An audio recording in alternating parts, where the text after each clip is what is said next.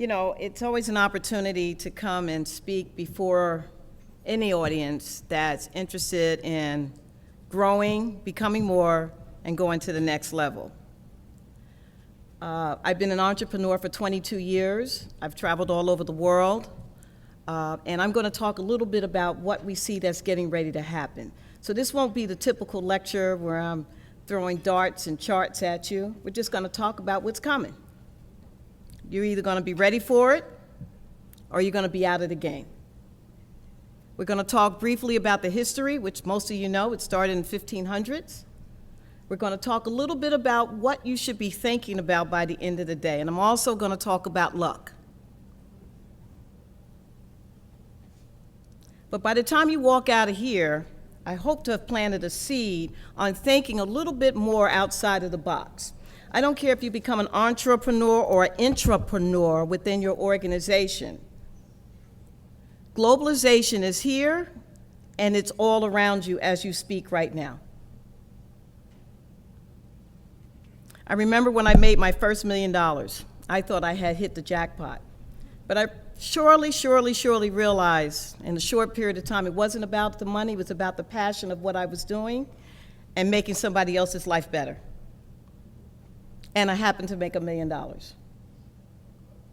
And as soon as I made that switch in my brain, I mean, earlier you heard today about the 1% versus the 99%. You've heard about branding all over the world. You've heard a little bit about sustainability and what the future is going to look like. You've heard a little bit about what the new middle class is going to look like. But what they didn't talk about, and what I'm going to hope to leave you with today, is how you can still make a difference and reach 1 billion people's lives. What they didn't talk about is that everybody in here has an idea ready to be birthed inside of them today. That's how quick the disruptive technology is. So let's get going so you can get out of here. See, I told you the best for last, you know, I wasn't kidding. History, luck, where are we today? And I'm going to talk about the 6 global economic trends for the future. And then I'm going to talk about big, hairy, audacious goals. Like that. Big, hairy, audacious goals. Globalization and outsourcing are hardly new ideas to the world.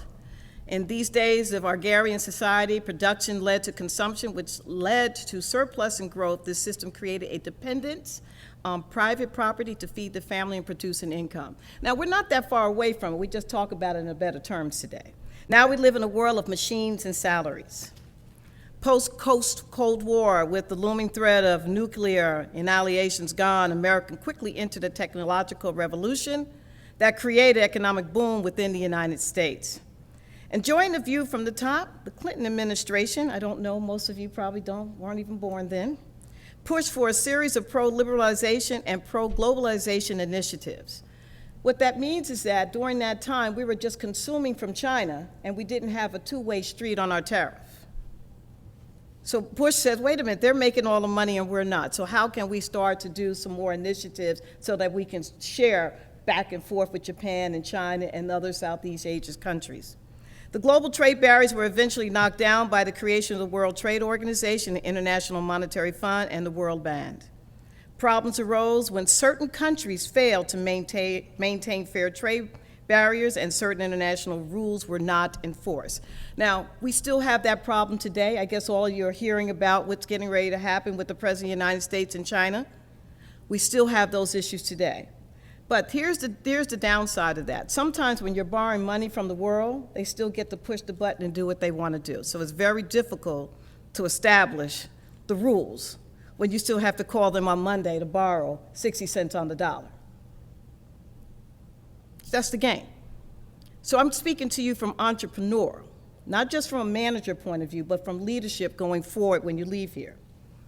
First 3 things you must have to have. I told you I was going to talk a little bit about luck, and I'm going to look at it like this. Luck is location, understanding, connections, and knowledge.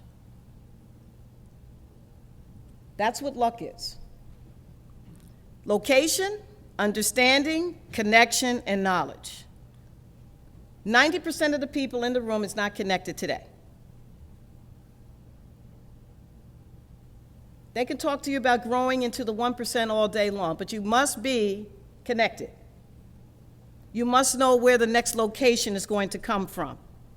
And you have to have an understanding of the game that you're in, the perceived game that's coming, and anticipate almost 5 to 10 years out in an uncertain market. That's the Bain corporations that you hear about. They could see it coming.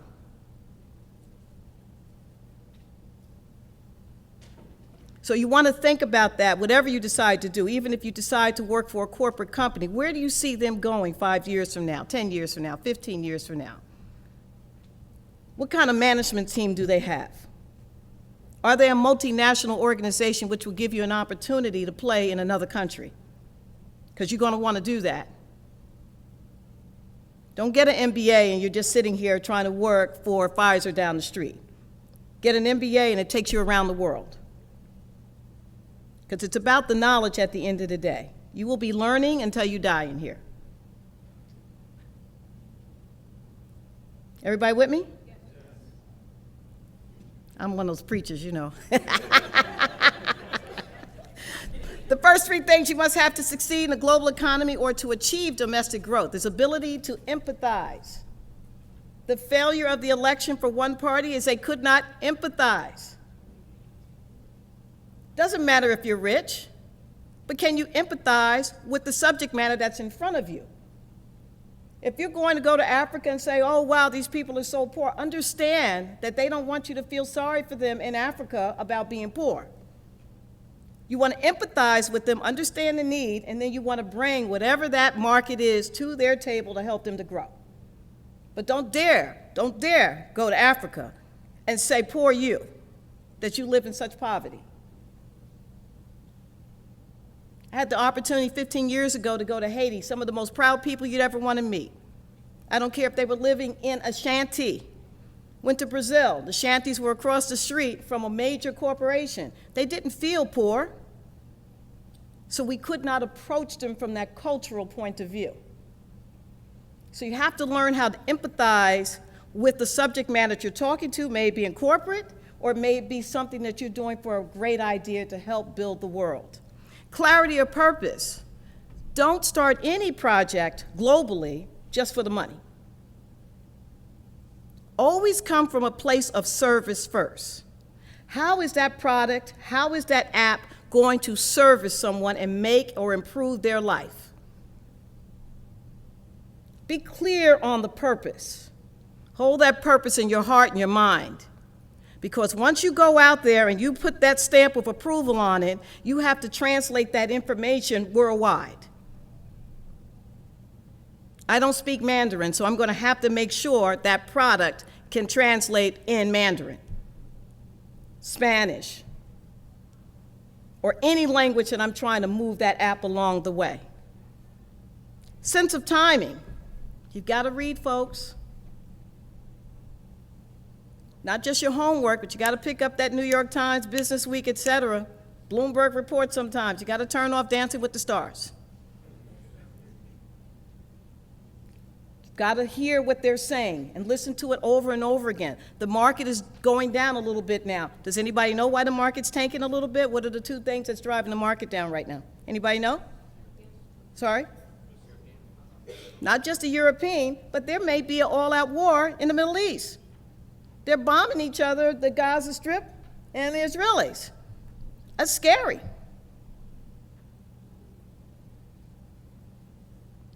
We've gone from 13,857 in the Dow, I think we're at 12,572 or something like that today, on top of the fiscal cliff that's about to happen in the United States. Then you add the EU on top of that. 12 of the countries said, we don't really like this new austerity plan that's coming up.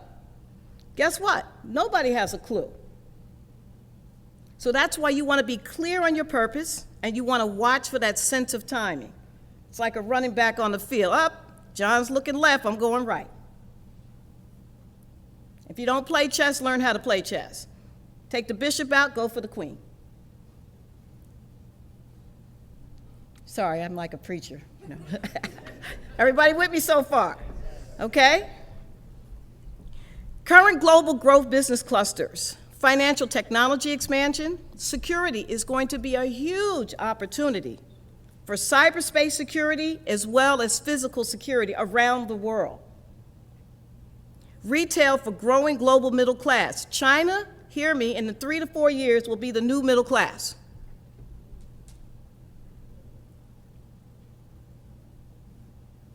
China.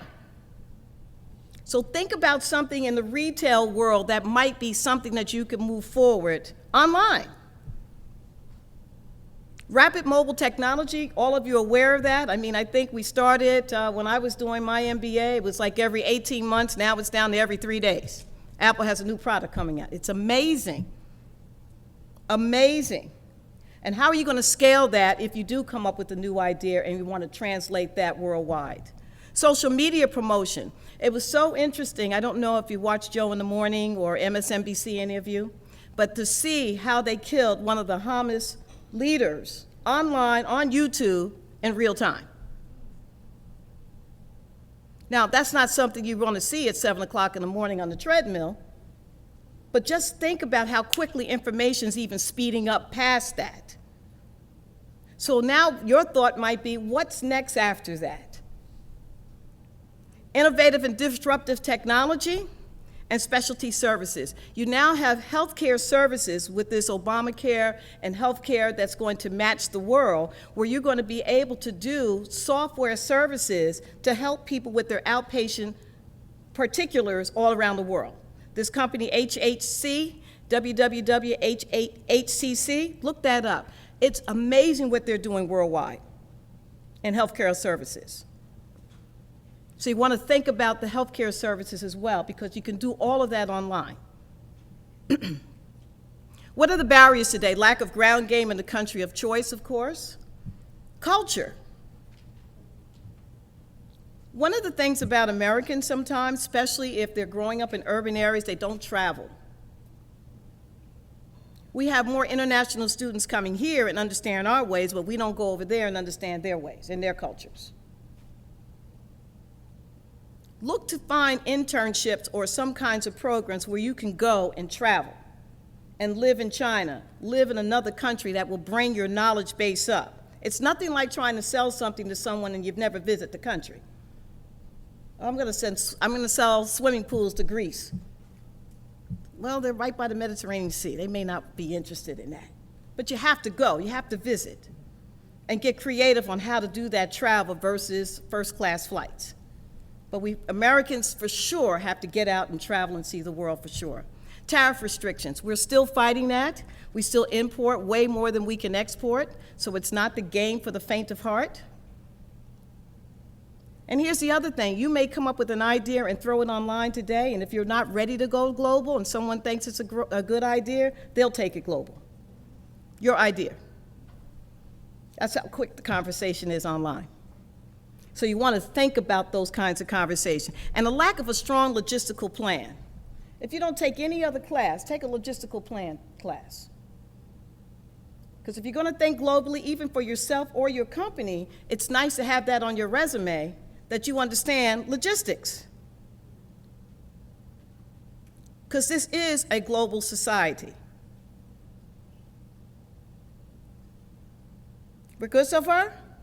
Okay, all right, let's move right along here. They'll be telling me to get off stage soon.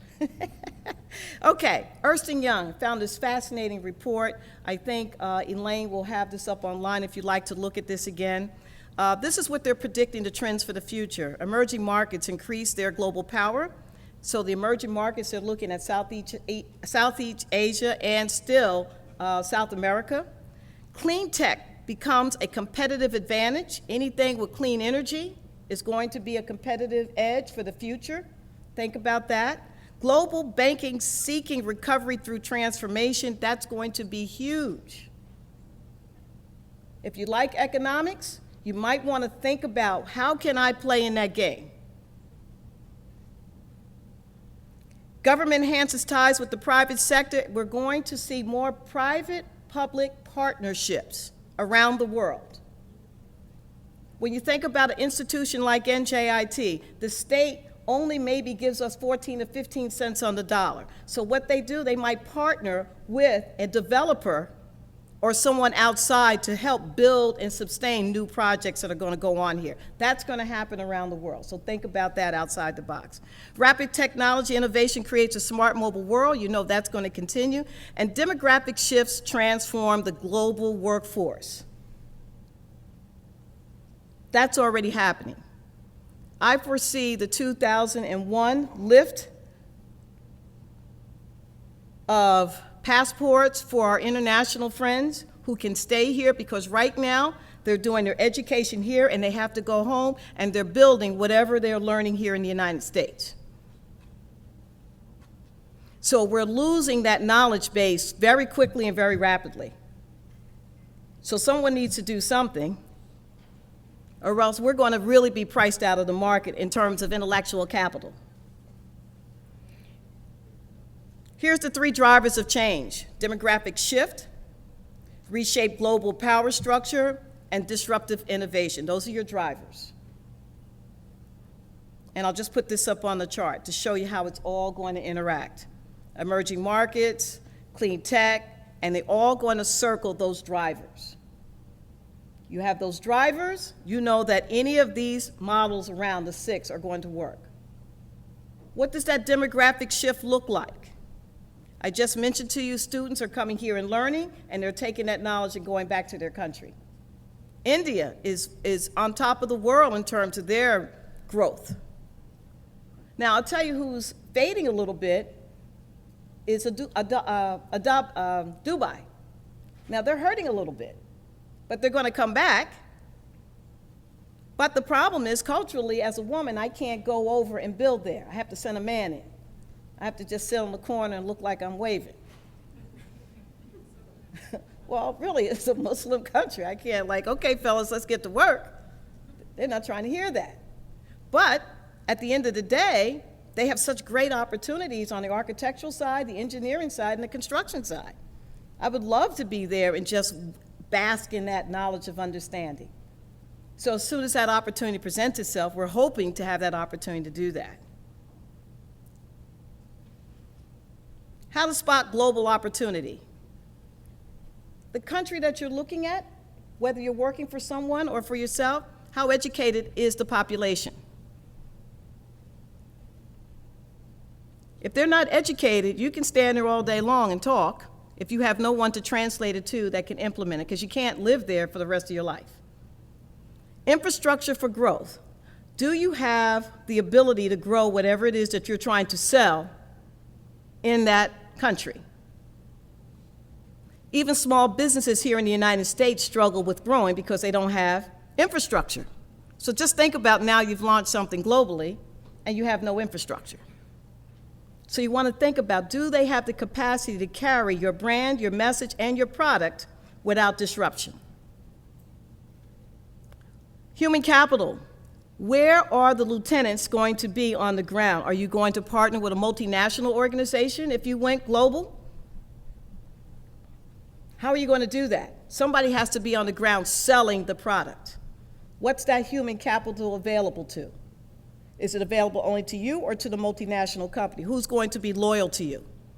That's where your relationships get to build, right here in an organization like this.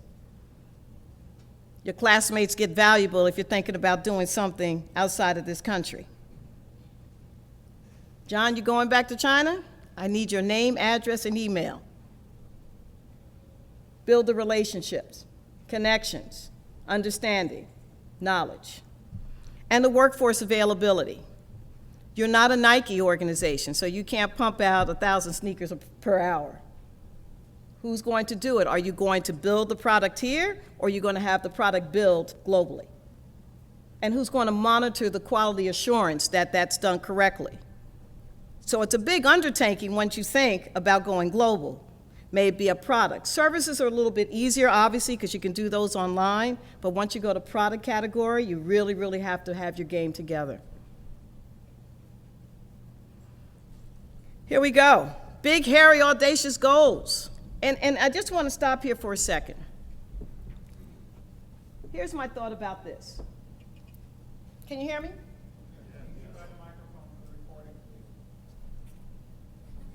I don't have a microphone. I don't have one. But I have to use this one. I wanted to move around a little bit. So here we go. Jim Collins had a wonderful article in October's Inc. magazine, if you'd like to read it. He talked about everyone is thinking about getting rich versus helping to transform the world. I want you to look at this list. Again, I'm hoping Elaine will put this online. Education is hurting around the world. Take it on, somebody. Most countries, you cannot get an education past the 7th or 8th grade without paying for it, except for your more developed countries. Just think about if you could transform 1 million to 1 billion young people's lives through transforming education. Just a thought. That's a big, hairy goal. Come up with ideas that everyone can relate to. I hear more people talk about software and building a building, et cetera, but all of those things take time for you to develop. So your lead time to move something from point A to point B is not where you want to be. You don't want to be caught up into that right now. So just think about what else you can do that will be executed right away, and you can absolutely launch whatever product you want to move. Building sustainable villages. Is it on? No. Is it on? Hello? Okay. Building sustainable villages. Now here's the deal. The Middle East is going to have to be rebuilt. There are people living in tents all over the world from civil unrest. No clean water, no toilet facilities, etc. Those are big, hairy, audacious goals. And even if you can't do it here, how can you start the movement over there to get it going? Those are big ideas. I love those ideas. I just think that's exciting. You know, don't always think about, wow, I've got to make a fortune. The money will come if you're serving in a big, hairy way. The money will come. Irrigation systems that recycle water. I can't tell you the need. I had to, when I was in Africa, I went to 4 countries in Africa, and I had to use the bathroom. Typical American, looking for toilet tissue, door. They took a picture of me in, it's called I think it's a train. You just go, it's wide open in the middle of the street. You want to go? You got to go. I was the most embarrassed person. And then you have to squat over a hole with my knees, okay? So I'm like this, oh, this is not going to work out very well. But just think about that. This is how these people live every day, from senior citizens to young people. I'm just there for the week. So think about that. I have one of my interns. She goes to one of the high schools here. She just came back from Nicaragua, and I probably didn't pronounce that well, so forgive me. And one of the children there they had no running water in the orphanage. They had 700 children in the orphanage with no running water. They had to go down the hill and bring buckets of water back up to give these children clean water every day. Now, my little 17-year-old says she cried for the last 3 days because she realized how great she had it. From the inner city of Newark. That's a big, hairy goal. How can we get water irrigated up to that school? Just putting it out there, folks. There's more to life than being the 1%er, because you could be the 1%er and serve billions. And then you can take what you do develop and sell it to market. Global farming. Some of these countries are without good food and quality irrigation to eat. Think about that. Twitter and Facebook assist in the Middle East political upheaval. What is your revolution inside of you? Bring that to market. Bring that to your employer. Bring that to your professor. And last, making someone's life better. Reaching billions is beyond an audacious goal.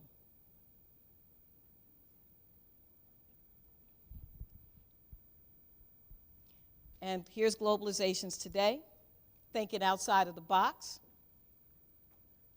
I'm going to stop here. If you have any questions, I hope I brought a little something for you that was sustainable, thought-provoking, and could take you to the next level. Thank you very much.